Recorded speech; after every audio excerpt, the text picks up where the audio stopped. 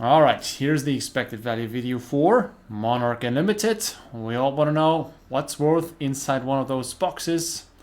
I do take the card market low prices and multiply them with the odds of polling, with the pull rates. Now, I do about 2 sets a week so that our rotation, if I continue this, our rotation will end exactly on the week when High Seas comes out. So all the way from Welcome to Wrath to The Hunted, I will have all the expected value complete before that weekend. The thing is, we cannot make this video which set is worth to be opened.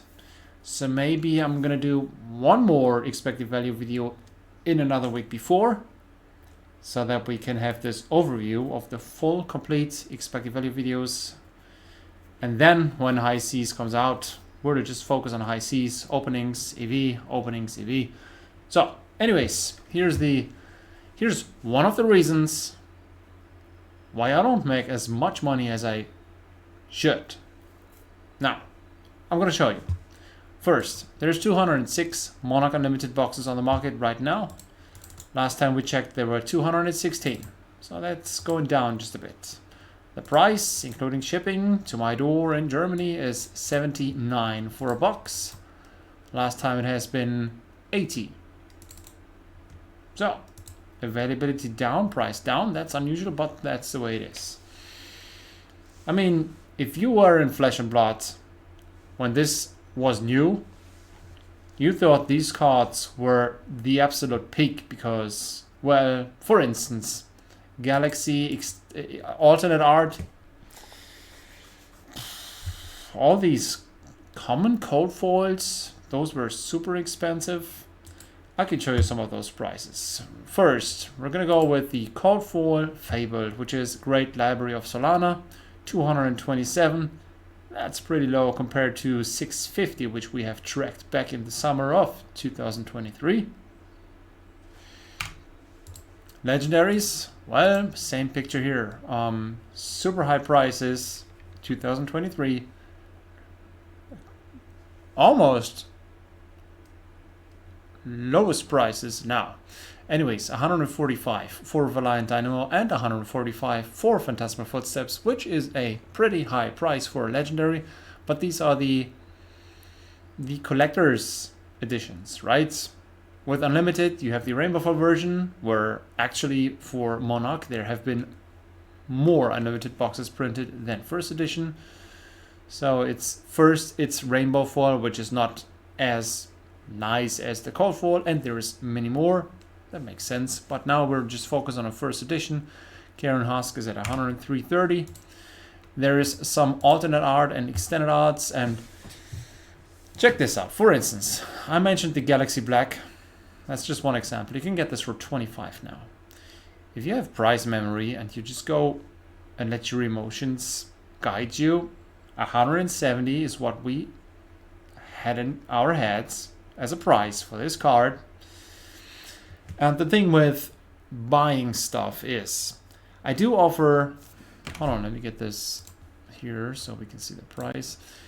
I do offer 80% card market low in, if I buy from you collections or cards, I'll offer 80% card market low in store credit, or 55% of card market low in cash. Now, if you know that a card will go down in price because of reprints, bans, or just meta shifts, or it gets replaced by better cards, or whatever reason, yeah, you could have seen that this card was overpriced and just sell it for, I don't know, 80% and get a booster box of something and be happy that I tank all this.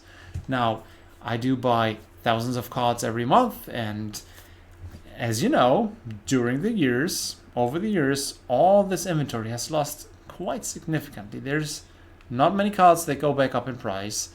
Herald FR Edition is one of those examples. This just jumped from 60 to 90, and it's not an exception. This is real demand. This card actually sells.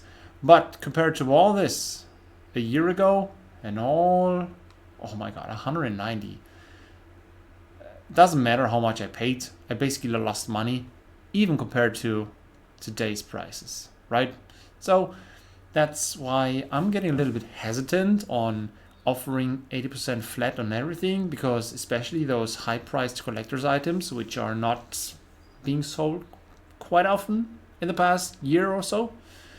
Yeah, I'm always negotiating because, well, it's basically too much of a loss. Yeah.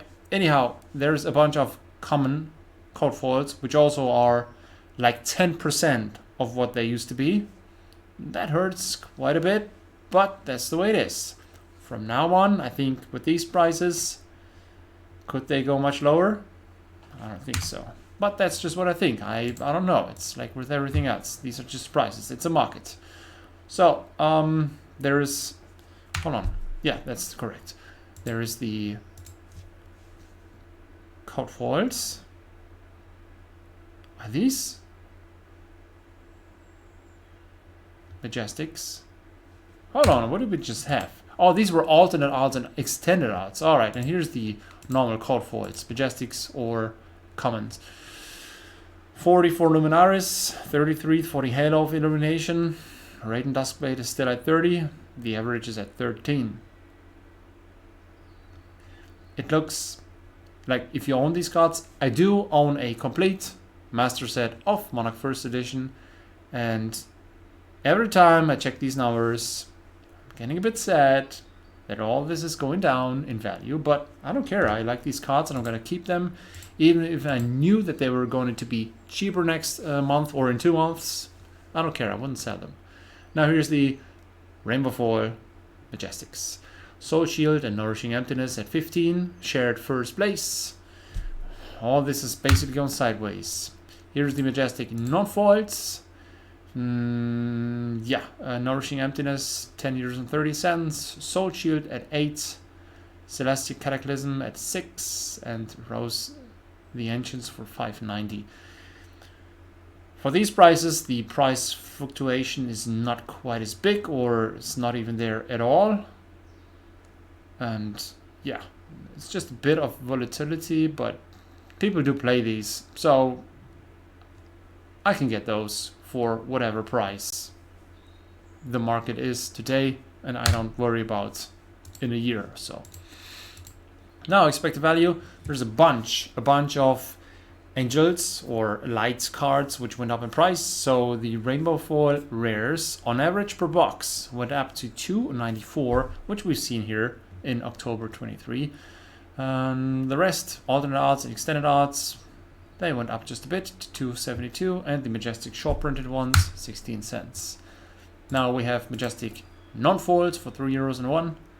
The cold foil mix, so Majestics and commons, 3.26 per box, and the Majestic Rainbow Foils for 9.63. Last but not least, we also have the Fabled, 5.68 per box, and the Legendary Cold Foils, 19.84. All this added together is an expected value of 47.23.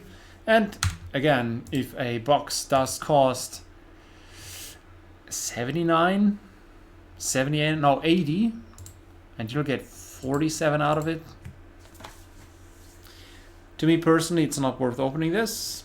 I'd rather open the Hunted. We're gonna do this on Sunday, so tomorrow evening at 9, I'm gonna open 2 more cases of the Hunted, because, well, the Hunted actually does sell quite good. Monarch First, I wouldn't open this. It's on average, you're losing too much money. But yeah, personal preference. You can draft this, you can try to aim for the very pricey cards, which are then could be a win. But yeah, that's it. See you tomorrow evening and the live opening. It's gonna take an hour with a fun chat, and it's always fun. See you there. Bye.